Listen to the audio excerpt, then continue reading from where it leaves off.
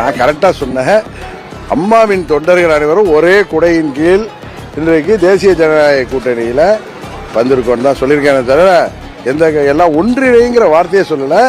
ஒரே கூட்டணியில் தேசிய ஜனநாயக கூட்டணியில் இன்றைக்கு வெளியில் சென்ற அதிமுக வந்திருக்குன்னு தான் சொன்னேன். நீங்களா வார்த்தைகளை உங்க இஷ்டத்துக்கு போட்டுக்காதீங்க.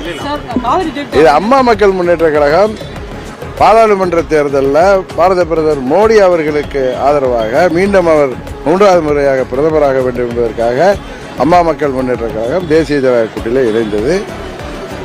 அன்றைக்கு வெளியில இருந்த அதிமுகவும் இன்றைக்கு உள்துறை அமைச்சர் மாண்புமிகு அமித்ஷா அவர்களின் முயற்சியால் இங்கே எங்கள் கூட்டணியிலே வந்திருப்பதன் மூலம் அம்மாவின் தொண்டர்கள் அனைவரும் ஓர் அணியில் இணைந்திருக்கிறோம்.